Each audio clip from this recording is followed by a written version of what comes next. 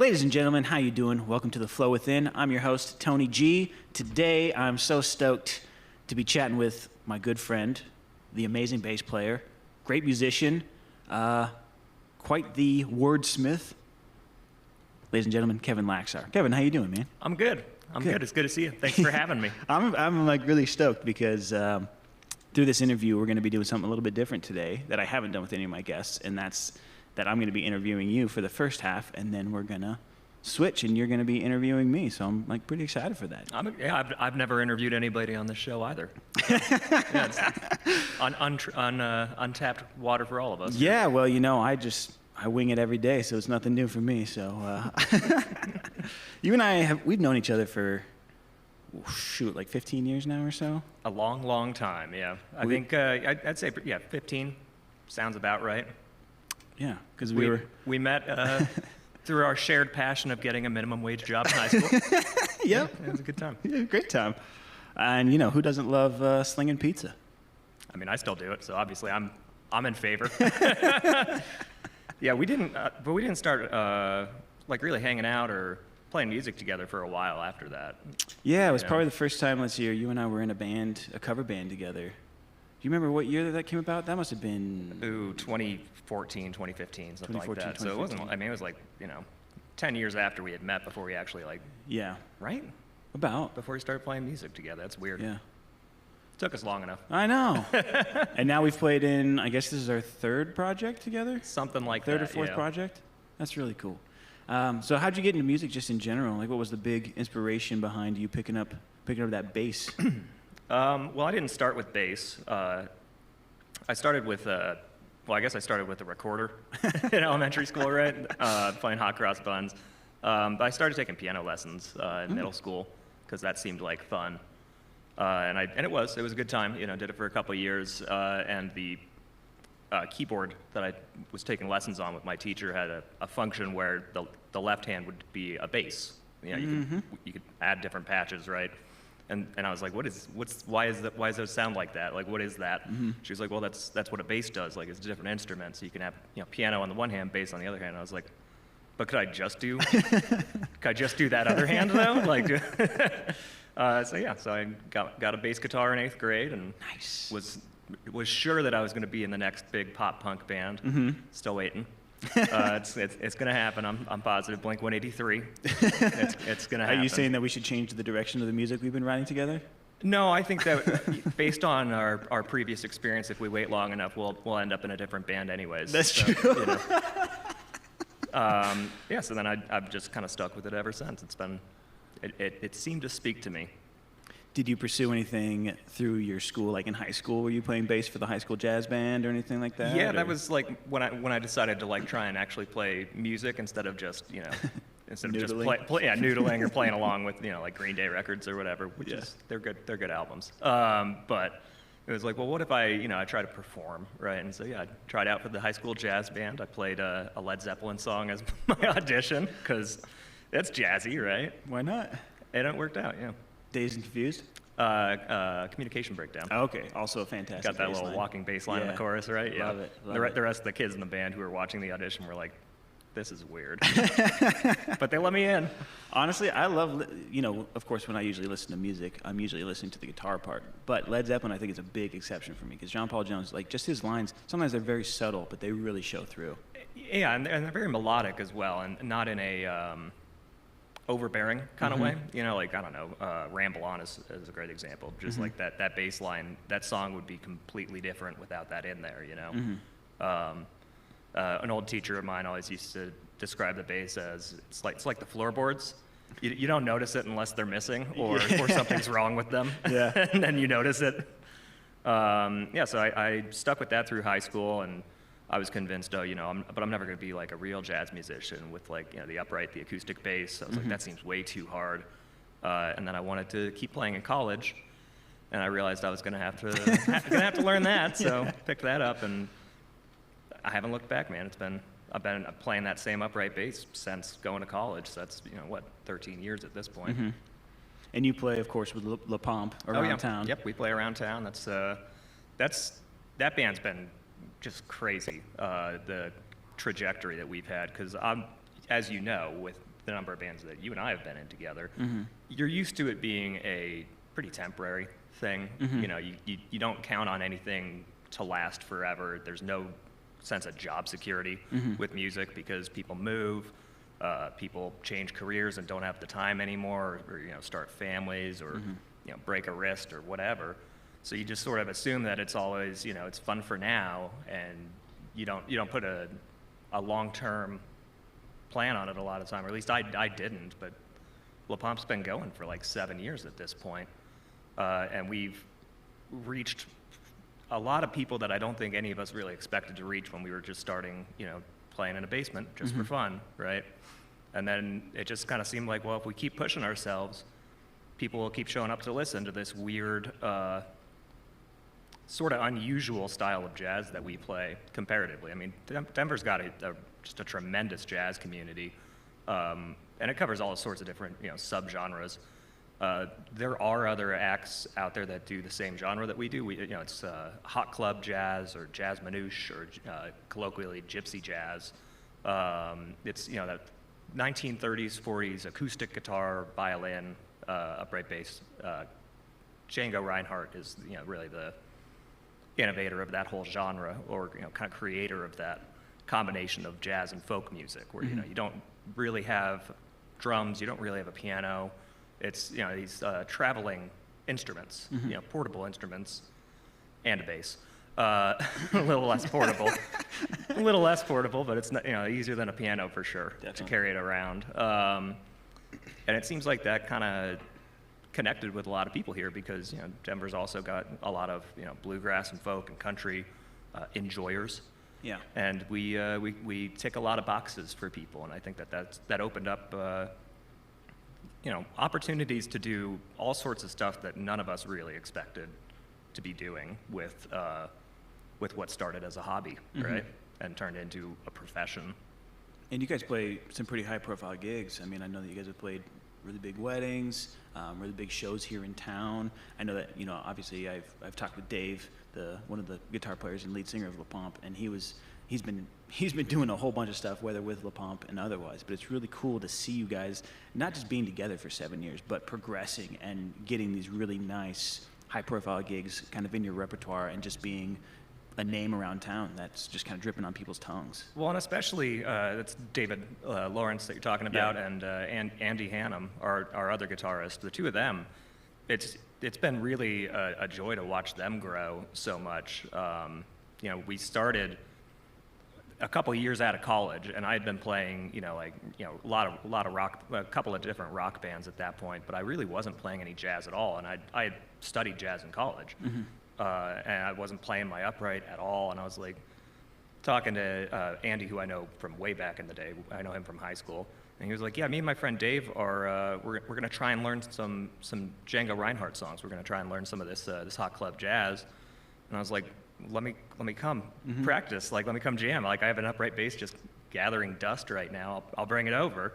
And it was fun to watch. Like, you know, they were both I think they were both really talented to begin with at guitar, but this is a style and a vocabulary that they really were just beginning to learn, and I wasn't well versed in that particular you know, subgenre either. You know, I was mostly doing a lot of, you know, big band, straight ahead jazz stuff in college, right? And seeing how far they've grown from what kind of started out like on a lark, let's just do this for fun in the basement and see how it goes, and then very quickly went to, you know, we could probably play at a coffee shop, right? We could probably play at a brewery or something. And we've, you know, Dave being kind of the ringleader, bit of, you know, he's really the manager of the band as well as the front man, and he's just pushed us to some ridiculous gigs that I think, like, you know, the biggest one for me would have been probably opening for Marcus Miller, who's a just unbelievable bass player, really just insanely talented, kind of funk, jazz, electric bass player, does a lot of slap stuff. And I listened to him in high school and said, like, wow, that's, you know, it's incredible what he can do. I don't think I'll ever actually learn that skill set. And then getting to open for him and his old band doing a reunion tour over at the Botanic Gardens. it was surreal. It was like the kind of thing that you have a dream about when you're a kid and you wake up and you're like, well, that's never going to happen. Yep. That's so cool. Yeah. And yes, we have done a lot of weddings too. Yeah. I mean, you're the perfect band for it, right? People love getting on the dance floor. Hey man, it's always fun. You know, it's great to be part of the party without actually having to be part of the party. You know what I mean? Yeah. Oh, yeah. So that's kind of funny because you said that your upright was gathering dust for a while, and now I know that, well, maybe until a couple years ago, that was kind of the exact opposite. You hadn't picked up your electric in a while because you were predominantly playing the upright. So yeah. How did that switch? How did that feel as you kind of migrated from mostly the electric playing, and then all of a sudden now you're predominantly playing the upright? Did that change like your styling that you're playing, or? Oh, I think so, to a degree. I mean, I think, yeah, especially coming back to the electric, because you're right, I guess there was a gap where I really wasn't playing it much at all because La Pompe was just so busy. I mean, we were really going as hard as we could. I mean, we were probably doing, I don't know, average 3 to 5 gigs a week for, months at a time.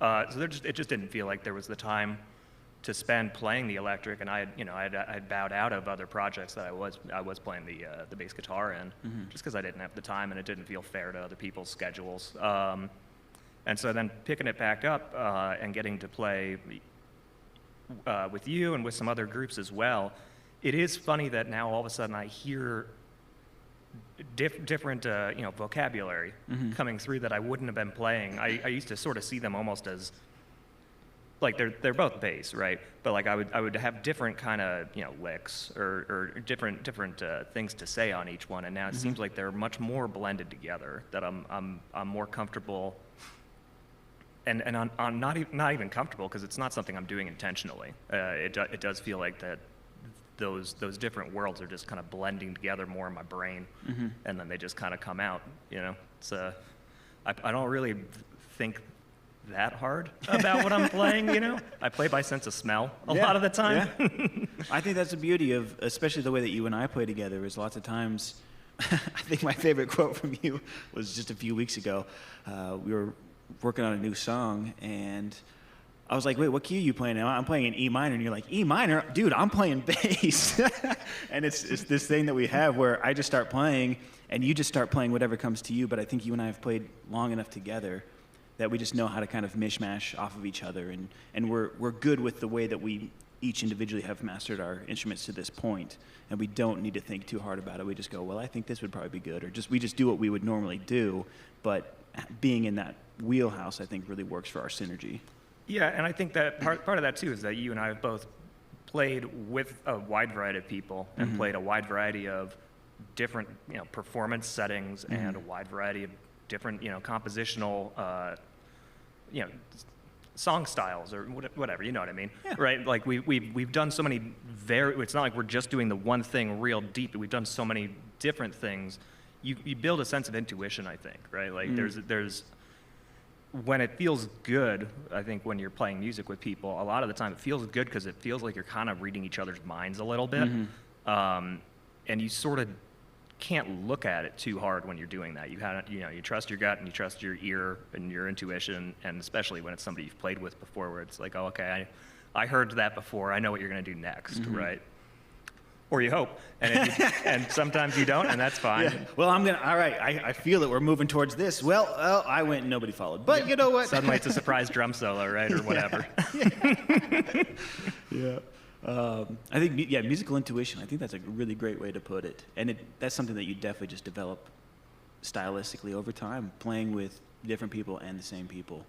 Just being able to get into a room and just you and I playing together, and like we have kind of a weird psychedelic section in one of our newer songs, and we just kind of go off, and there's no rules about it, but every time that we do it, we kind of feel where the other person's going, and we just kind of play off of that. And I think it's a really, really cool thing that musicians can do when they've reached that level with other musicians. I always liken it to it's kind of like dating. You always want to date somebody who you think is just a little bit out of your league, right? That's the same thing with my musicians that I like to play with. I like to play with musicians that I think are just a little bit out of my league, because I think they help you grow together, and I think that it's just really nice to have that synergy and always know that you can depend on that other band member to just come in when you're feeling it, because you know that they're going to feel it too. I agree to an extent, but I also, because I used to very much share the same feeling where I was always trying to find somebody who was, to my mind, just objectively better than me. That would force me to, rise to that level. And I think in my old age, I've earned a little bit of wisdom that there's no such thing as out of your league, or like, there's people I play with that'll say something like, "Oh wow, it's so cool to have a real musician playing bass," and it's like, what? I didn't write these songs. You wrote these songs. I think that the skill level comes with time, and I think it's more, to me, where I'm at right now. I think I'm more interested in just hearing what people are trying to say, with their instrument or with their voice or their composition. And I mean, that's one of the things I love about bass, and why I really have never varied from it in so long, is that it is such a support role kind of instrument. It's meant to be reinforcing or accentuating or highlighting things that other people are doing, right? And so you start looking less for, or at least I have started looking less at, well, what's their technical skill level at, and more at, what's driving them? What are they feeling inspired to try and do? And I think that I've been just consistently surprised in the past several years with a lot of people I play with who feel like they're untrained, or feel like that they're still learning or whatever. And this, even I guess could go back all the way to the beginning of the La Pompe, where it's like, okay, well, I had at the time certainly more jazz education than David and Andy, who were the two there at the beginning. We also played with violinist Eric Fellenstein, but he joined us later, so that we'd already sort of cut our teeth a bit at that point. Gotcha. But he's been there really for the whole ride. But outside of that first year of kind of training wheels and figuring out what we're doing. But the point is that I would be able to maybe lend some insight in those early days because of having done so much jazz before that. But they were the ones that wanted to play that kind of music. They started the whole thing, and they had that drive to keep learning those solos and licks and quotes and finding songs that I had never heard before. I think that they end up. It's not about technical skill, I guess is my point. It's about being equal party members in the project that you're doing together. That makes sense. Yeah, I mean, you got to put the work in regardless. Yeah, and I think I guess that's my point, is that it's never too late to put in the work. You can grow technically while you're figuring all the other stuff out. Definitely. Usually with me, when I grow technically, it's accidental. Same, to be honest. Whoa, that was really cool. What we just did. It's accidental, or it's because I have to, right? Where it's like, well, I have to learn this song. I guess I better learn how to play it right. Yeah. Well, you made the mistake of playing some really sick bass lines on one of the songs we've been working on, and then you kind of forgot how to do them, so you have to force yourself to relearn them. That's why you always record practice, Yeah. Thank goodness we do that now. Or, try to at least get a good recording per practice, because that way you can go back and be like, God, what the heck did I do last week? It sounded, and there's times even the second we're done with a song, and I know I'm not the only one, I hear this from other people I play with too, where, it's like, wow, man, that lick you had at the end of that, second chorus was awesome. And they're like, what? I don't know what I did. Yeah. It's lost now. We didn't record that track. We'll never know. Yep. Glad you liked it. I just kind of played bass. Okay, so you got out of college. Did you start playing music more? I know that, you do music more or less full-time. You supplement it, obviously, with working at the restaurant. But was that something that you started straight out of college, or was it something that you kind of built up to? Not successfully as a career, not at all. Really, I don't think that I've gotten, vocationally successful playing music and being able to do it, full-time and support myself with it. And I'm really not full-time. It's seasonally full-time. I'm definitely full-time in December. I'm pretty much not playing at all, January, right? Like you got busy months and slow months, and you have to kind of ride those waves. And it is the same thing working in the restaurant industry. For sure. And of course, the busy seasons overlap entirely. So Yeah. you double dip, and then you have a slow month across the board. Oh, yeah. And you just try and enjoy the time off a little bit. Yeah, coming out of college, I mean, I certainly immediately wanted to be playing music. Like that's really been kind of a through line since picking up a bass, where I was like, well, I like playing music. I guess I'll keep doing that. Mm-hmm. It's not like I had like a 5-year plan where it's like, okay, we're gonna be playing, this venue by this year, and we're gonna sell this amount of albums by this year. It's like, no, I just kind of want to be able to keep playing music with people that I enjoy playing with, and hearing new ideas from people is always it's always an adventure whenever you plug in the instruments and see what comes out. Mm-hmm. So I mean, I was doing a lot of rock stuff out of college. We were doing like the hard rock cover band stuff that Mm-hmm. you jumped into another iteration of that band years down the road, and that was always a lot of fun. Mm-hmm. The hours were brutal. I've toyed around with like, oh man, it'd be fun to be playing that kind of stuff again, and then I'm like, but I do like being home before 3 a.m. So I don't know if I'm going to be able to get back into that to the level we were doing it. But I also, especially the first year after college, I was really just kind of struggling to figure out what am I supposed to be doing, Mm-hmm. with myself. Because for me, I had a very, very clear line through my entire young life, my youth and my young adult life of like, well, okay, you go to high school and then you go to college and you get your degree. Now what? Yeah. Right. And that first year out, I majored in English and in jazz, English lit, because I love reading, and I don't do a lot of creative writing, but I do enjoy it when I do it. But it's usually just for me, writing personally. And so it was sort of like I chose a degree path where there is no clear, this is the next step. It's not as obvious as going into, I don't know, education Mm-hmm. or healthcare or business, where you sort of have an idea, well, I want to get to a certain point, so I need to do this. It was so open-ended, I really had no idea what I was supposed to be doing, and it felt like I was probably supposed to be doing something, right? Because now I'm an adult. I'm 22 years old. You were an adult at 22? Yeah. I figure I'll get there someday. I mean, I thought I must be, right? It's like, well, if you're out of college, you must be a grown-up now, right? Yeah. And yeah, so I really didn't have a clear sense of what I actually wanted to do in a concrete way. I knew like, well, I want to be creative. I would love to be creative, especially musically, because I've been doing that so much. And then beyond that, it was just sort of, I was just coming up with a blank, and I really freaked out. Like it was a very challenging year from a career perspective of Mm-hmm. like, what even is a career?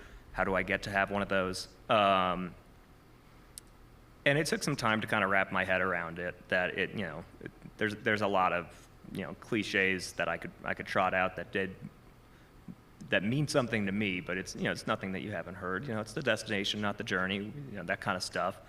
And I just had to come to a place where I could either be okay with that,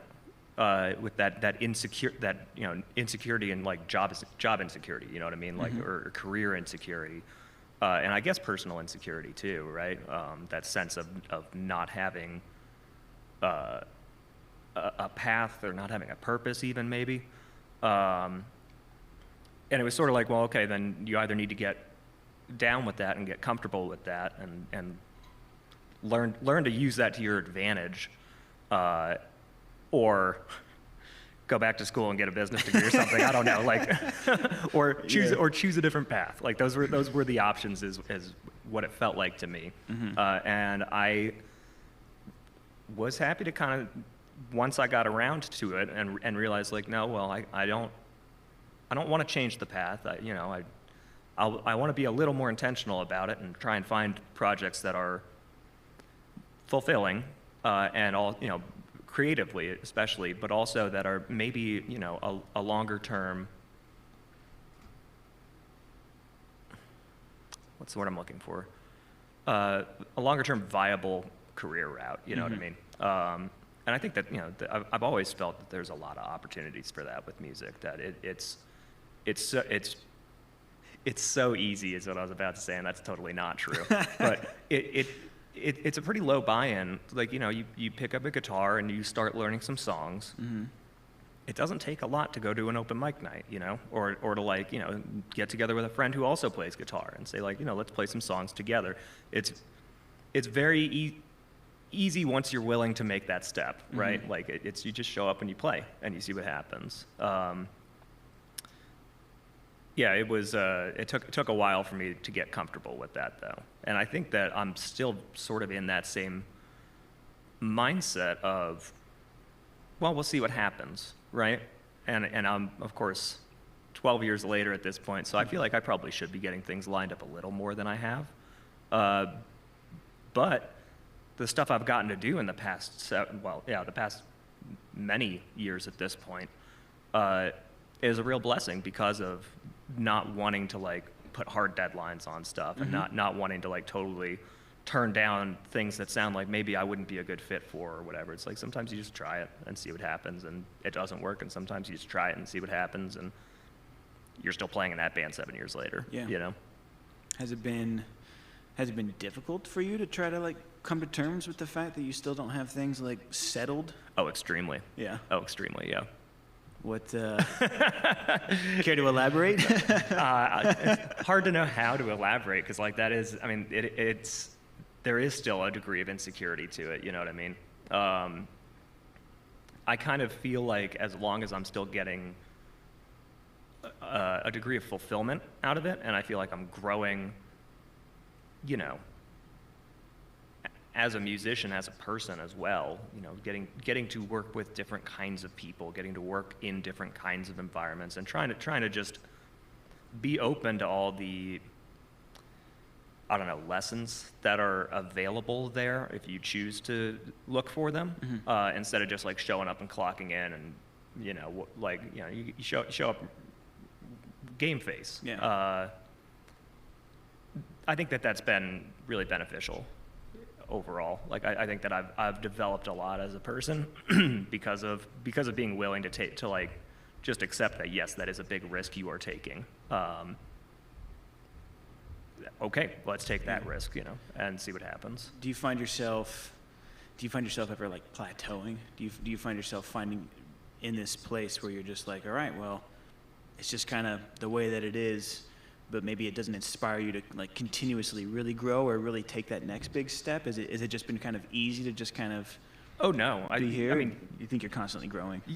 No, it hasn't been consistently easy. Yeah, yes, I've definitely plateaued. I think people do all the time, regardless of what they're doing, right? Like, you just you go through those phases of, like, being really in the zone, and then kind of feels like maybe you're phoning it in a little bit. And it's, you know, working as a kind of, like, you know, gun for hire almost as a musician. There's bands that I had to, you know, bow out of amicably. You know, it was bands that I really liked playing with, but I just realized that I was kind of just showing up, you know, and not really, like, bringing that game face or whatever, to the point that I was actually getting worse at bass. Like, I was phoning it in so hard with some groups that I was like, oh, I'm, like, losing skills somehow, which is obviously nobody's fault but mine. I'm the one playing the bass, right? But it was just, you hit that point sometimes where you realize, like, yeah, I do need a reset mentally somehow, or a change of scenery, or I just need to focus on the things that are still, you know, bringing improvement in my life, in my skill sets, and in my, you know, mental health. And it's a shame because, you know, I'm the kind of person that's really, like, I don't like change. You know, when things are good, I just like, I want them to just stay good. And even when things are okay, it's like, we can probably just ride this out for a while, right? And wait and see. I mean, that's why I still play the exact same. I still play the first upright that I had. You know what I mean? I don't change instruments unless I absolutely have to, because I like things the way they are. which is weird because that's a thing I would have thought about myself until I had the benefit of hindsight to look back, and it's like, no, you really do kind of. I don't, it's not stagnant. It's just consistent. You want as few variables as possible in something. I do in some things in my life, but there's times where you just say like, look, I'm actively getting worse at my instrument, playing this music or whatever, because I guess I'm not in it anymore, and so then you got to know when to hold them, know when to fold them, right?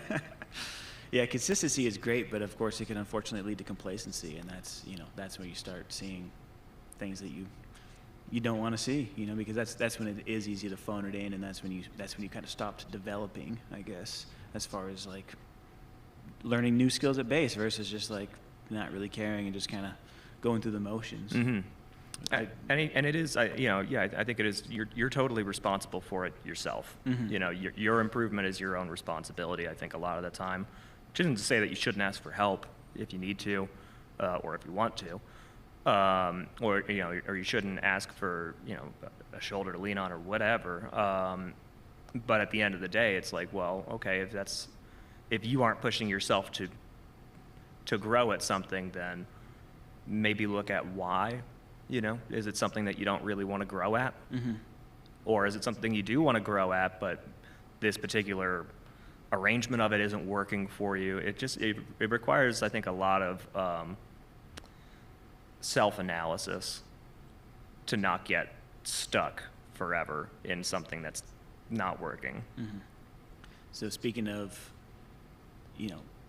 kind of not changing, when change was forced upon you, AKA like being locked down with COVID and whatnot, did anything go through your brain as far as trying to jump out of where you were, or were you like, what kind of went through your mind when you no longer could do what you were doing that you were okay with, and all of a sudden change was kind of forced upon you? Did that change your mental state? Did that change your outlook on what you were doing, music and the restaurant, anything like that? Oh, I'm sure it did, and I'm honestly not sure that I've unpacked all of it yet. Yeah. I think that was a pretty massive trauma point in March 2020, and then that was just sort of dragged out for, I don't know, months at a time, and then you get like a little reopening and then shut back down again, and it just back to pulling that same trauma out. Because yeah, exactly. It's twofold. It's the sense of, well, I liked things the way they were, and at the very beginning of it, before we realized exactly what was really going to happen mm-hmm. that year and last year as well, it was like, okay, well, we can't play gigs. Maybe we'll do some more writing. Maybe we'll all get together. And then it went to like a full, stay-at-home order. Mm-hmm. And it's like, I don't know about you. I think the arts are essential, but I'm not sure that band practice is essential work. You know what I mean? Yeah. It was rough. It just sort of felt like, well, I guess we're all on our own for a bit here. And these are, both the fields that I work in and then I'm passionate about. I do enjoy waiting tables. I get a lot of satisfaction out of it. It helps that the food is good there, so mm-hmm. my job's much easier thanks to that. I'm not fielding a ton of complaints. But it was very difficult for me because both of those are also social outlets, I think, for me. Mm-hmm. I've always said that I liked working with the public in a restaurant because it gets me out of the house and it makes me talk to people. I'm much more comfortable with that now. I think I'm more social now, but like, especially back in high school, it was like I was very I don't quite want to say antisocial, but I was shy. How about I was shy, and so it was a great way to kind of force me to just talk to new people, and then you start realizing that maybe you have more in common with a lot of people than you think. Maybe you're not as alone as you think. Mm-hmm. The flip side of that, of course, is when both those get shut down. It's like, ooh, mm-hmm. you are alone. Yes, alone with a lot of time to think. It's dangerous. Yeah, I feel like I almost went into like a survivor mentality where it was like just stay alive, like that. We're down to like the basics of the hierarchy of needs, where it's like physical safety and security. I'm still alive. We made it. Ayo. We made it. 2022. But yeah, that was obviously for everybody in every line of work. really scary, I think, because you realize how transitory a lot of the things that you thought were permanent actually are. You know? Did that give you a renewed sense of accomplishment, or just, I guess, did it give you a renewed sense of like being able to express yourself when you finally got back into being able to play music? Oh yeah. Did you appreciate it more? Yeah, kind of a sense of gratitude, I think. Yeah. That's a good one. And it's one of those things I don't think I ever really like lost that it's really a privilege to have people show up and listen to you, and you want to listen to what you're doing, or you know, enjoy your creative output in whatever medium it is. You know, to have somebody invite you to play music at their wedding, like it's easy to look at that as, oh, just clocking in for another day at work in the jazz mines. But it's also like, it's really, it's a pretty high honor, right? Like it's high praise that somebody would say, yeah, we want these guys to be part of the most important day of our lives, right? And once we were able to get back out, and it was everything from stuff like that to just, you know, playing on the sidewalk, you know, for just doing like some outdoor gigs, or, you know, playing in a park, having practice, and people walk up and they're like, oh, it's so great to hear live music again. And it's like, yeah, it's great to be playing it too. Like it was, I think people in general, I hope, had a much greater appreciation for things that we just sort of, you know, took for granted a little bit, I guess, that we just assumed, oh yeah, there's always going to be gigs. There's always going to be concerts. There's always going to be, you know, going to the movies, whatever. Hopefully such a radical change like the one we went through makes people be a little more appreciative of that, and appreciative of what they do for themselves too, of saying, oh, well, I went to the park today. That's something I can be proud of myself for, right? Instead of feeling like, oh, well, I'm locked in my house month 3. But that's certainly not universally true. Yeah. It's true for me, and I know it's true for a lot of people that I've gotten to talk to in the past couple of years who walk up and are just like, oh, it's so great that we get to do this again, right? It's such a symbiotic relationship. It really is. Between artists and listeners, or, you know, artists of any type, and then people who appreciate that art as well. Yeah, the audience, yeah. I mean, just having somebody come up to me and just saying something nice, or just you know, giving me a smile or something like that, is worth way more to me than, you know, people dropping money in my tip jar. It's just, it's so nice to just know that people acknowledge that you're putting yourself out there, that you've worked hard to get where you are, and that they just really appreciate what you're doing. And maybe you never even know, us as artists, what we make them truly feel. And I think that's a really beautiful part about it too, is that, you know, we don't know when we specifically touch people's lives, and maybe somebody's having a bad day and we just play a song that reminds them of better days, and like that can be just a huge shift for them. So I think it's a really beautiful symbiotic relationship that we have as artists with our listeners and appreciators. I agree, yeah. Ah, man, art. May it never go away. All right, well, so let's hear. We've done a couple projects. We've done some sad stuff. Well, actually, I should say, you've done me the honor of playing along with my sad stuff. Oh, I loved it. I loved every minute of it. It was exactly what I wanted to be playing. And now we're playing Polka Dot Palace, our new power trio. So I'm going to ask you a question, and I hope that you reciprocate it to me later on in this interview. How would you describe, or like, what do you get out of playing with Polka Dot Palace? What does Polka Dot Palace mean to you? Well, I get to hang out with 2 of my very close friends, first of all, which, again, coming out of the last couple of years, I appreciate every second of that. I really do. Like, it's so great to be able to get together and do what we're doing for fun. What is it though? That's what it means to me. It means just, you know, really just getting to hang out with you guys. Yeah, the hang is always great. And play some really cool, weird music. What is it is a whole different question. I don't know. I mean, it's a rock band for sure.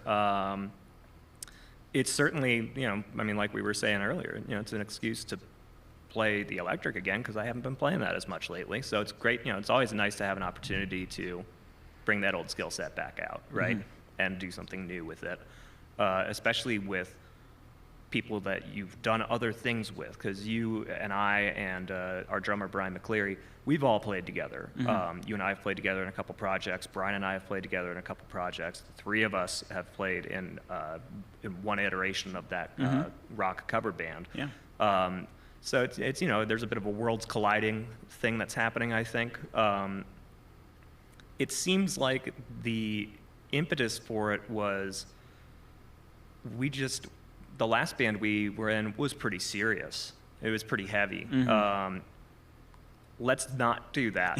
I don't mean heavy like loud. I mean heavy like emotionally heavy. This is more heavy loud. But it's lighter. It's certainly lighter philosophically, right, or spiritually, or whatever. And I think that's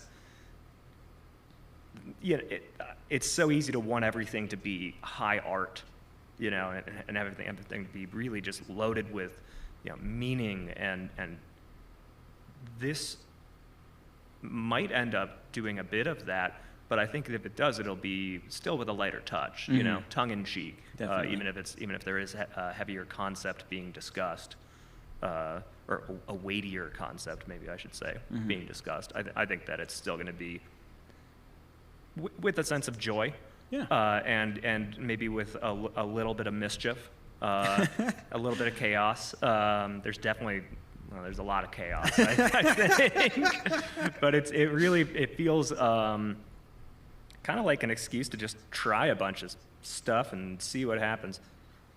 Can I curse on here? Yes, you may. may. Or should I not? No, do please I get do. bleeped? No, this is an uncensored podcast. Well, I just blew past the one I was going to use, so it doesn't matter now. But I'll keep it in mind for the last 5 minutes.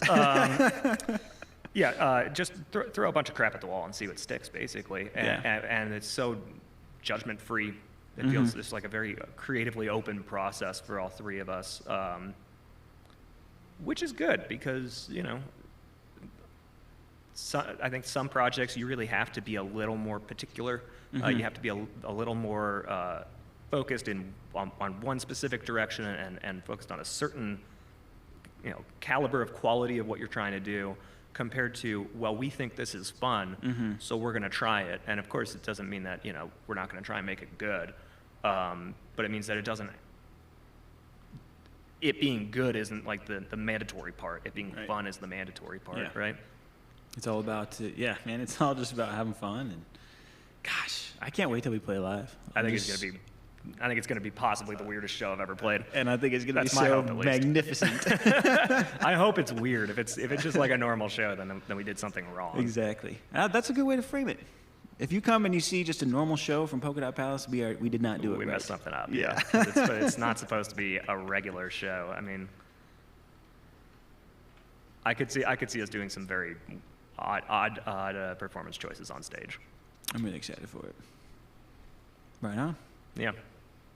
Well, Kevin, what do you say we swap places here and we flip it over and we try some questions from you? Let's do it. I mean, it's a comfortable couch. You come over and check it out. All right, I will. All right, we'll be back after this break.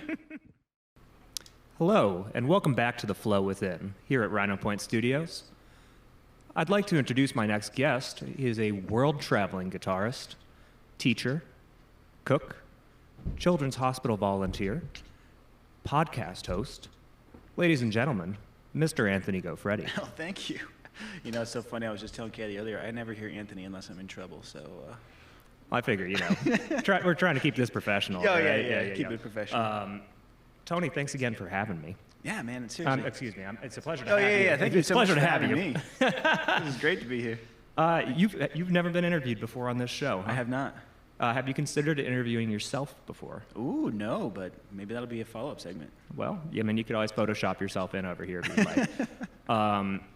I'll throw some of these questions back at you to begin with. You told me recently the story about buying your first guitar. I don't believe that was your first instrument that you played, was it? No, I actually started with, remember it was in the 5th grade, I saw this girl came to school and she was like, this is my grandfather's trumpet. And she was like, I can only play 2 notes.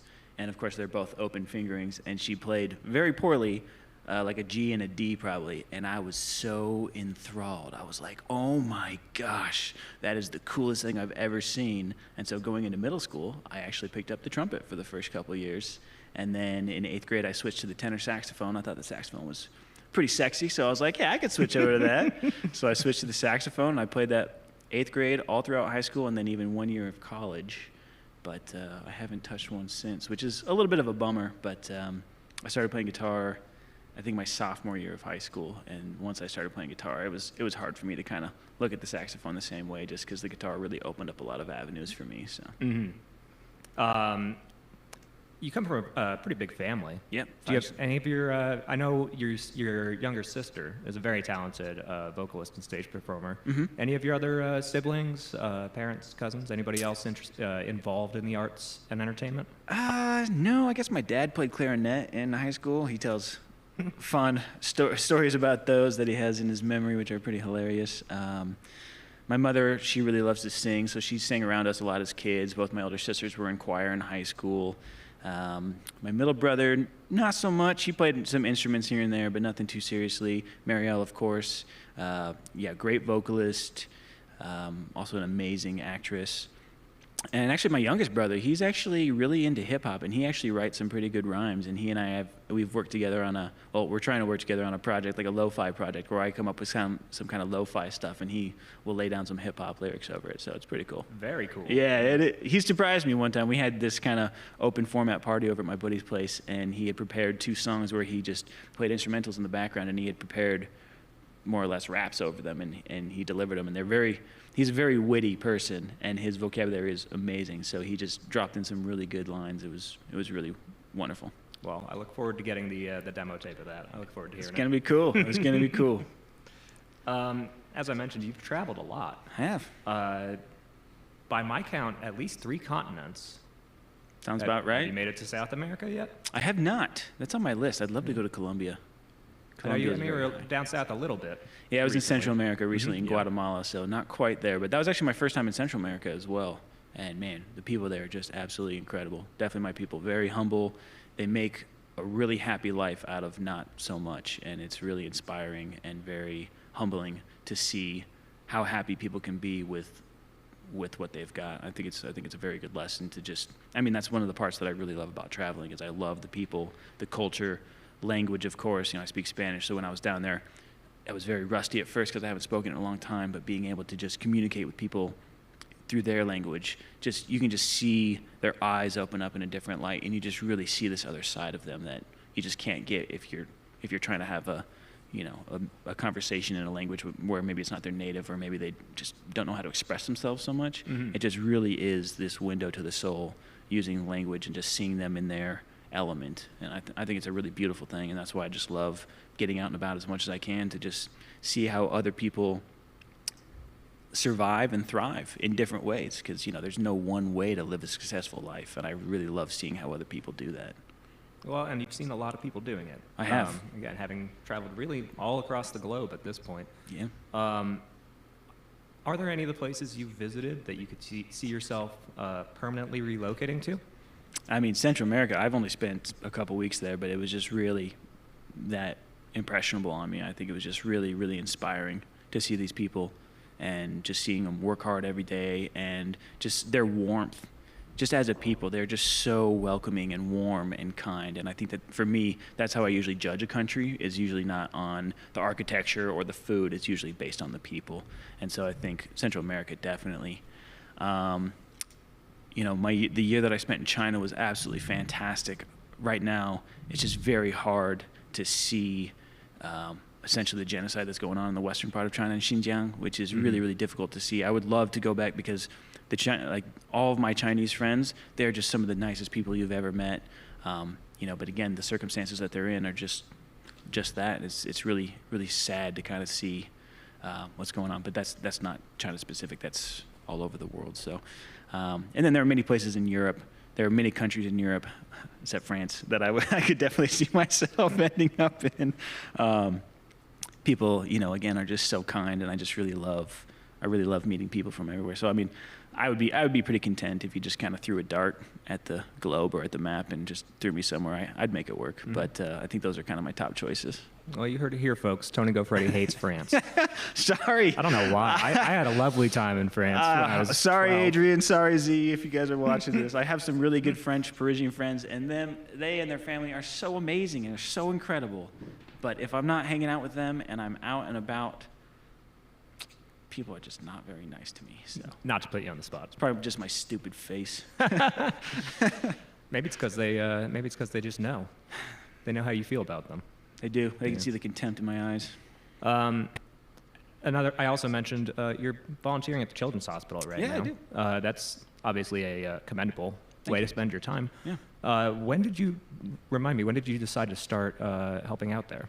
I got pushed into it way back in like April or May because I'm also a board member of this nonprofit called Climbing for Kids. And once a year we do a fundraiser where we climb Mount Bierstadt and we just raise money for mental health awareness in youth and teens. And so one of my former guitar students, he's the chair of the board, and once I told him about this kind of new direction that I've been trying to push my life into, which is very mental health focused, he was like, all right, well, guess what? You're now officially a board member of this nonprofit. And so through that, I met two amazing people that work for the Pediatric Mental Health Institute at Children's. And I told them I was looking to get into some volunteer work, and so they kind of helped streamline the process. I turned in my application, and then before you know it, I'm having a Zoom call with the director of operations over at Children's, and I'm like, oh, hi, sorry, I should have put on a nicer shirt. And I just kind of told him my story about my whole sobriety journey and just how mental health is really important to me and how I've been applying for some programs. And he was just very, very kind with some of the warm things that he said to me, and really wanted to welcome me to the team and just get like-minded people like me in the hospital working with the staff and the families and, of course, the children, the patients. So that's kind of how I jumped into it, and it's been very eye-opening. It's really great to work with the patients and the families, but some of the volunteers that I work with, too, just seeing them also put their time and effort into it is just really amazing to see people that are just willing to open themselves up for the greater good of others. It's really, really awe-inspiring. For the greater good, yeah, that's exactly the way I would For put the it as well. greater good. A life of service. That's what I'm gearing up for. Yeah. I think it's admirable, having been an onlooker to it, to have seen your journey from somebody who was struggling, I think, to find a way to care for themselves the way that they wanted to, not to put words in your mouth, but just kind of leading into it, to flip that around, I think, rather quickly into, sublimating that experience into a drive to help other people going through similar things. How early on do you think that you realized that it was about more than just figuring out yourself, that you were committed to it in a broader sense? You know what I mean? Well, when I first tried sobriety, this is October 4th of 2020, it was very easy to find support groups online as far as other people who were also sober, like the AA community. But what I couldn't find was somebody who was willing to really truly be vulnerable with me about their experiences, because now I was experiencing anxiety and depression and all these other emotions that I had buried so deep through my usage of alcohol and drugs, and to try to find somebody that would be willing to open up with me about that instead of just saying, I'm here today at the meeting and I'm staying sober and I'm dedicated to the path. And even my therapist, who is so amazing, and the work that she and I have done together is really incredible, but at the same time, she doesn't have that exact same personal experience as I do. So once I got through that, more or less on my own, with some help, I realized that there are so many people that feel alone in their struggles. And there are so many people out there that have experienced the same thing, and I just really want to be able to pay that back. I really want to be the person I was looking for that I couldn't find during my early sobriety days. I really want to be that person where I can say, listen, I have gone through this, and I've come out the other side in a much better direction, and I want to help you do the exact same thing. And so I think it was very easy for me, probably at least 8 9 months after I started being sober to find happiness again. And I think through that, it was very obvious that I wanted to help other people be able to attain the same thing. Because it's really scary to take a big leap of faith not knowing if the other side is going to be better or if you're going to make it to the other side. And so I think for me that's really huge, to just be a beacon of hope, I guess. Just really be like, listen, I've lived it, and I really want to help you go through the same thing. So I think it was pretty clear after I started kind of coming out of my bouts of depression and overwhelming anxiety that I wanted to be somebody to help other people get through the same thing. Mm-hmm. And obviously, experience can be a very good teacher. Yeah, You know, or shared experience. definitely. Um, And before you jump into your next question, actually, I want to point something out. Kevin Laxar was actually the person who was the final straw on the camel's back that helped push me to go to therapy. Because I had been considering it. I was in what you call the contemplative or maybe the pre-contemplative stage of therapy. But I was still a little skeptical. It was still a little bit, stigmatic. And I talked with Kevin, and Kevin said, I think everybody should go to therapy, right? Because everybody can be a better version of themselves. And I think that those words were the ones that really made me realize that I don't have, you don't have to have serious problems to go to therapy. You don't have to be a really messed up person. All you need to do is to just want to be a little bit better than you are, to constantly push yourself, to constantly just work on having a little bit of a better life. And I think that the way that you framed it was the perspective that I needed to really finally seek out a therapist. And I did shortly after. And it's been 3 years now. And it's been a really incredible journey. So thank you, Kevin, for helping be the catalyst for me to really jump into therapy. Because obviously, as you've seen, since we've known each other for so long, my life is drastically different now than it was even just, a year ago, 2 years ago, 3 years ago. Oh, absolutely. And it's been really inspiring to see that change, to be honest. Don't thank me, though. Thank my former therapist. There you go. I mean, she helped me when I needed it. And, to me, for me, it felt more of a crisis moment for myself. It wasn't sort of that slow burn of something's wrong and something isn't right and I need to make some adjustments. It was more like, no, I need to figure this out now. And yeah, it worked for me. I'm a huge proponent of mental health awareness. You use the word stigmatic, and I think that's exactly the issue. Is that fortunately, recently, I think that's become a little less of an issue, especially with the pandemic kind of forcing a lot of people to come to terms with their own mental health state. But there is still a sense of, I think, a lot of people feeling like, well, I'm just having a hard time. I don't need help, or I need to figure it out for myself. This is my mess. I need to clean it up. And it's like, I think that all that is.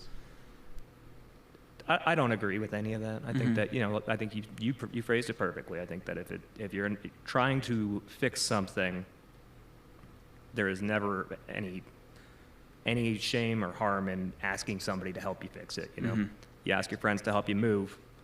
Why wouldn't you ask somebody to help you mentally rearrange what's going on? So. Therapy. Yeah, consider it. Consider it. Consider it. If you're having a hard time, consider it. Yeah. Definitely consider it. No pressure. I don't even think that everybody has to. It's just that everybody. I do think everybody would benefit from a degree of at least self-analysis, and I think a lot of the times it's just about giving yourself the tools to recognize your own behavior patterns and adjust them. 100%. Yeah, but like I said, it's been very inspiring to see that the depth of that change for you, and again to see that you're really kind of not just having fixed yourself or improving yourself, but that your immediate instinct is, how can I bring this to other people too? So you should be very proud of yourself. I am. Thank you. I am as well. I have come to terms with that, and being proud of myself is something that I've definitely learned to do. And I think that at this point, where my life is and where my life is headed, and the goals and aspirations that I have moving forward, I am very proud of myself for the work that I've done and the work that I will hopefully be able to do to pay it back. We get to play, of course, now goofy fun music. Yes. Instead of sad introspective music, which, to reiterate, I did like. I like the sad introspective music too. Me too. But this is a fun new outlet for you, I suspect. Definitely. Is Polka Dot Palace like any band that you've been in so far?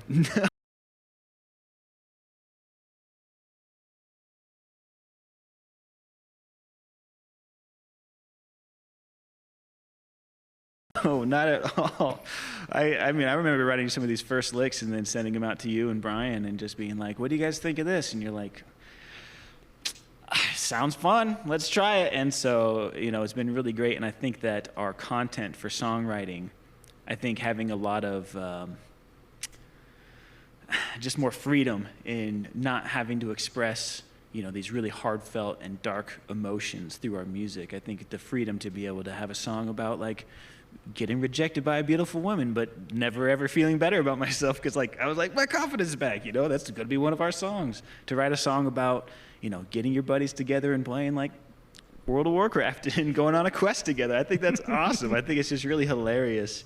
And I think that with Polka Dot Palace, this is the first time ever that I want our live show to be an experience instead of just a concert. In so many bands that have been in the past, it's like, all right, well, you show up, you play your heart out, and you just play the music, and you hope that people connect with it, and then you get off the stage and you're done. But this time, I really want to connect on a very personal level with the people in the audience. So in one of our songs, we have like a musically guided meditation that we start with, and then at the end, we continue on the theme of meditation with what's called a Buddhist metta, which is it's kind of like a prayer, but there's no middleman. You just send your energy straight to that person that you're kind of envisioning. So it's a very interactive, I don't know, it's just going to be a really great experience where the audience gets to participate with a lot of it. And of course, hopefully some of our funny songs will make them laugh, and I'll be wearing a panda onesie, so we're setting the bar pretty low. So I think people will really be able to enjoy it. But every time that I try to describe it, it just sounds very weird and very interesting. And I think I'm excited about that instead of, trying to make it, and like you said earlier, just focusing on one direction and trying to, use that as our catalyst to stardom. I don't ever, no offense, but I don't really see us making it with Polka Dot Palace. But that's really okay for me, and I think this is the first time where I've ever just wanted to have a band to have fun and not to be too serious and be too emotional. I just really want to have a good time, and it's so easy to do. Like you said, when we show up at Brian's place and we chat with his fiancée Lisa for a little bit, and we hang out and we chat, and then we finally get to the music, and it just feels so easy to be playing together. And the stuff that we play is badass. It's so much fun. And sometimes we get to a point where we go, let's not do that, but let's try it like this instead. And I think that's really great because, like you said, there's no pressure. We're all very confident with each other as musicians. Yeah, of course. And it's just a highlight of my week to be down in the basement jamming. But with I you guys do and just agree that it's being goofy. there's a lot less constraints being put on it, I think, in terms of I hope we're successful. I hope we sell a lot of records, or get a lot of big shows. I think we're just in it for the ride for this one, and I agree that I suspect that when we get around to playing in front of people, that it's going to be an unusual performance for sure. Certainly more so than just a normal get up and play your songs and get off stage kind of concert. Hopefully, which is what I want to do. So I'm really looking forward to it. But yeah, man, I can't wait to get some music out. We still need to finish our songs, but we'll get there. We're getting there. We'll get there. I know I had another question for you. What was it? Plans for the future. I just got accepted into a Master's of Social Work program at Denver University. Indeed, you did.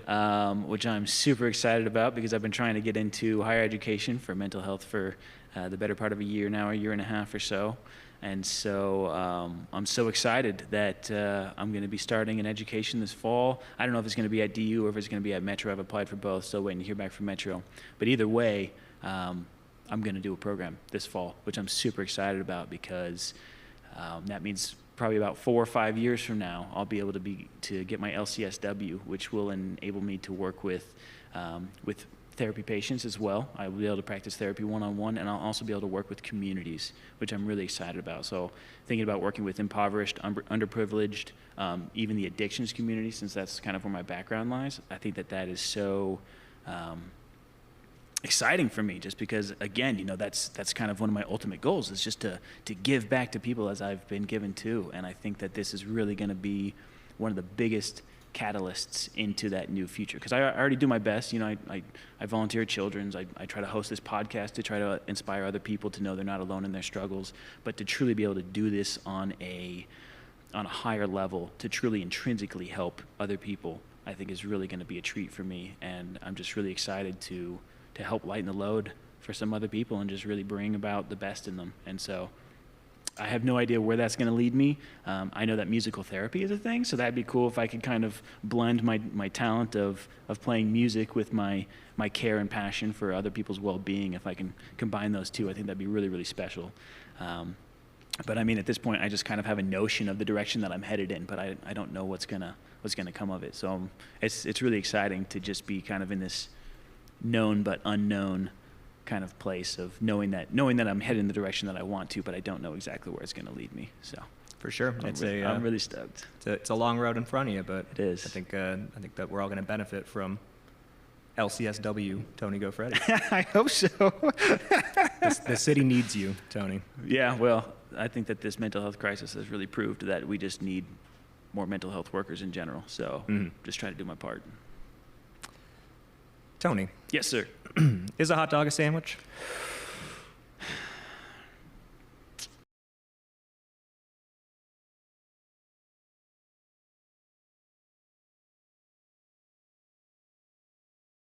If But maybe if bread's you connected, you don't see that as if you're a opening up the bun and then you rip the bun in half, now Just you want to have get this two totally pieces of bread. clear for the Hot record, dog, just so maybe we have that's a this on sandwich. file. I don't know. I'm gonna have to let myself say no, and if somebody can prove it to me otherwise, then I'm very amenable to learning the correct answer. But I'm gonna have to say my opinion is no. It is not a sandwich unless you rip the two pieces of bread together, or apart rather, and then put them together. There you have it, folks.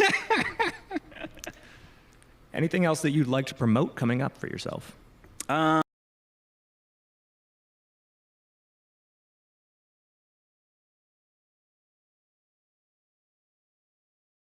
Come see Polka Dot Palace at one of our Please, shows. if We you don't have need any help. gigs. Even if you're not willing to see a therapist, like, just reach out to a friend or a relative. Just reach out to somebody and just let them know that you just want to talk to somebody. You don't really have to jump into the deep end. It can really just start with a small step of reaching out to somebody who you know will just be able to listen to you, even if you just want to rant about something. So really just take care of yourself, take care of the people around you, and let's judge our society based on the people at the bottom, not at the top. Folks, our guest today was Tony Goreddy. Thank you again for joining us for The Flow Within here at Rhino Point Studios. We hope to see you next time. Take care out there.